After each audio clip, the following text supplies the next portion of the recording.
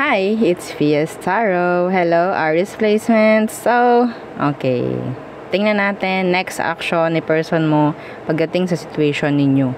Okay, ngayong August. Okay, so syempre, before tayo mag-start, kung hindi ka pa nakakapag-subscribe, please do subscribe and hit the notification bell para lagi po tayo maging updated sa mga mangyayari pa lang. Okay, and syempre, kung may mga iba pang tanong, yan, message lang po kayo sa akin pong FB page for more info.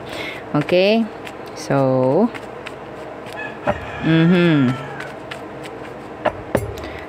parang gusto kong tingnan situation nung may mga kakonect and yung mga single. Parang okay, unahin natin unahin natin ang mga may kakonect. Okay, anong meron sa sitwasyon ninyo? Anong meron sa sitwasyon ninyo ngayong August? Next action ng person na iniisip mo. Okay, ano bang sitwasyon nyo ngayon? The 9 of Wands and the 6 of Pentacles. Someone is guarded, okay? And meron ditong nahihirapan na dahil merong one-sided connection. Okay, nasa isang one-sided connection yung iba sa inyo and nakakapagod na.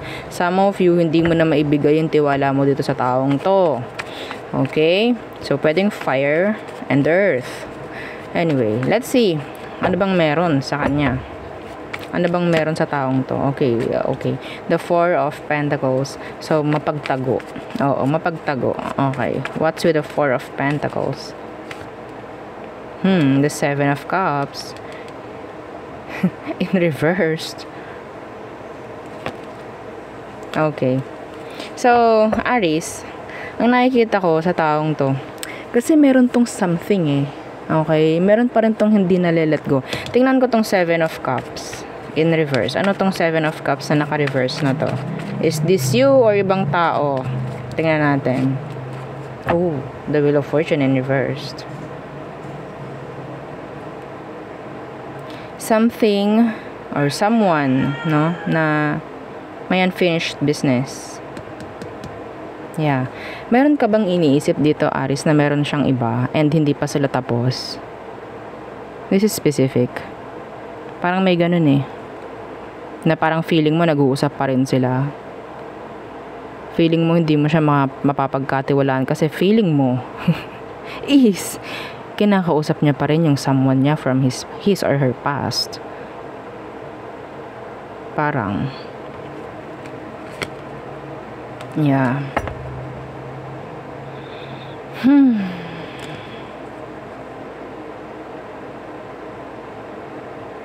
They're acting distant, acting cold sometimes, no? Parang feeling mo single ka. Yes.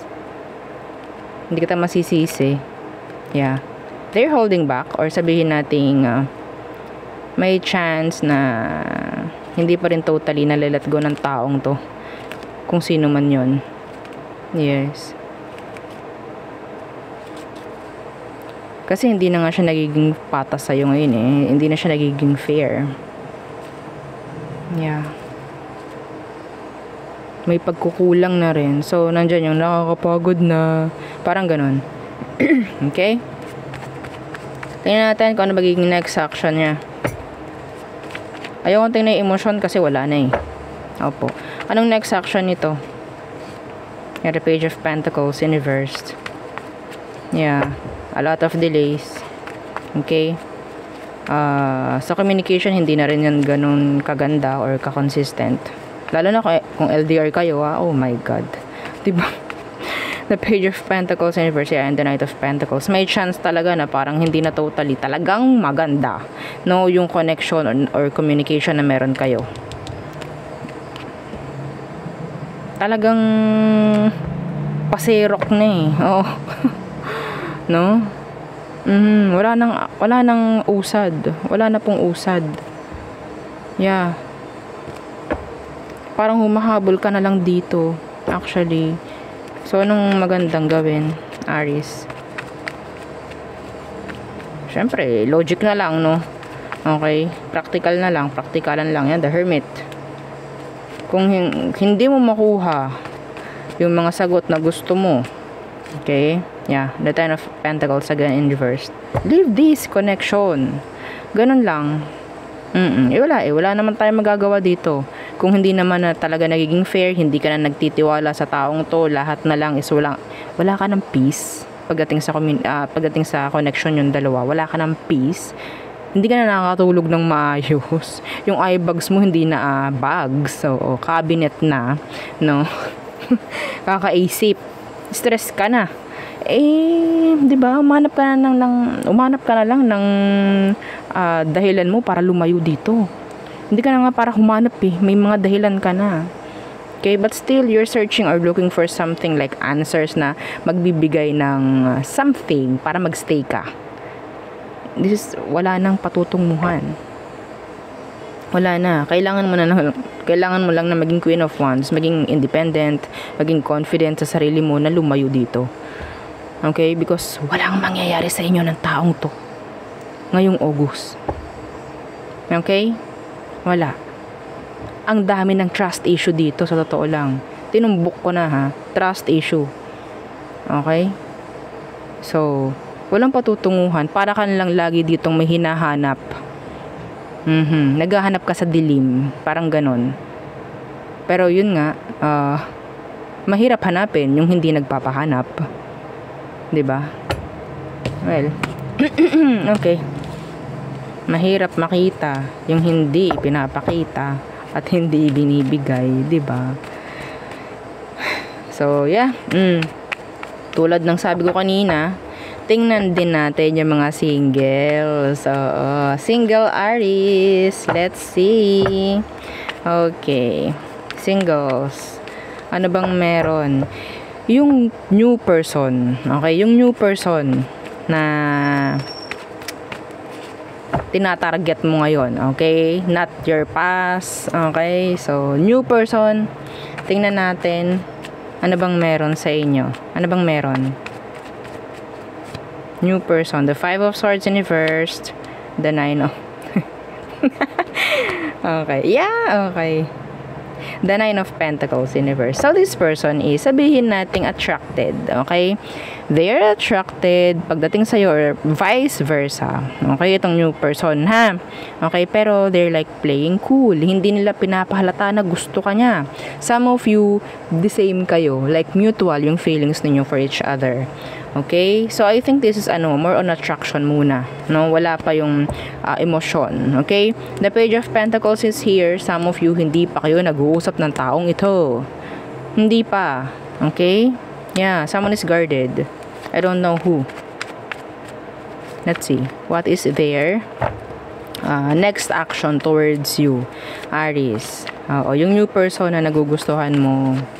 Anong next action niya towards you? Let's see. The World in reverse. Oh my golly. The Nine of Cups. Wala rin siyang gawa. Ginugusto ka lang. Parang ginugusto ka.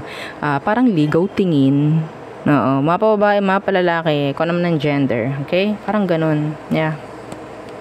Wala akong nakikita. Someone is young. Okay? Someone is younger than the other. So, nandyan yung parang nai-intimidate siya. Yeah, nahihiya. This is crush. Oo, Aries.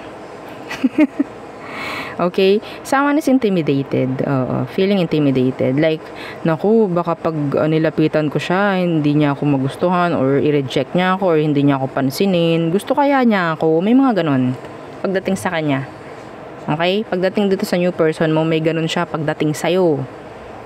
Gusto ka nito. The Nine of Pentacles in reverse, the Nine of Cups in reverse. Yun nga lang, mawawala ng saysay ito kung hindi ito lalapit. I don't know. Or isa sa inyo, hindi lalapit. Walang patutunguhan. Okay? Next action niya is wala. Ginugusto ka lang sa malayo. Yeah. Okay. Ano bang dahilan nito? There's blockage here. I think yun. Yung pwedeng yung age or yung pagiging mahiyain. Ano pa? Tingnan natin. Ano bang blockage? Anong blockage dito? Aries. Anong blockage? Pagdating dyan sa new person. The Ten of Cups in reverse. I think this person is yun nga eh. Meron silang pwedeng sabihin nating childhood trauma, like takot silang hindi ma-appreciate. Okay? Takot sila na hindi ma-appreciate. Okay? So, yun. Yeah. The Two of Wands in reverse. Takot ito na hindi makita yung totoong emosyon ng tao. May ganun sila. So, we have here water, fixed signs, Taurus, Scorpio, Aquarius, and Leo. Okay, meron din, lahat naman ng sign is here. So, we have here Pisces. Okay? May emosyon actually. Okay? So, tingnan natin ano magiging outcome nyo nito. Meron ba, Aries? May magiging outcome ba kayo nitong new person? Itong new person mo ngayong August. Tingnan natin. The Ten of Wands. Oh my God. Burden. Oo. Bakit? Meron dito, ang hirap ng ganito Some of you, nagkikita kayo ng taong to or nagsasama kayo sa isang environment. Nagkikita kayo. I don't know if this is katrabaho mo or kaklase mo, something na nagkikita kayo sa isang environment. Okay? So, it's like, mabigat, no? Sa pakaramdam na, naku, nakikita ko na naman siya, pero wala akong magawa. Parang ganon. Hindi ko kaya. Parang ganyan. The Six of Wands. Wala Ang hirap nito. Yeah, puro may pag-avoid. The Tower in reverse. The Ten of Pentacles in reverse. The Eight of Swords. What? Ano to? Pareho ba kayong manghuhula? Ha? Hulaan? Oo. Charades. Oo, diba? Ganun pahulaan kayo ng taong to. Aries, itong new person mo. Oo. Like, kapaan, hintayan, pakiramdaman, mga ganyan. Ang hirap itong ganito, no? Oo. Oh my God. Titingin ka, iiwas siya. Titingin siya, iiwas ka. Ay. Congrats, di ba? Ang hirap niya, no. Ayoko mahirapan. Anyway, So, yun ang ating reading for you. Aries placements. Again, don't forget to like, share, and subscribe, and follow our FB page. Thank you. Bye.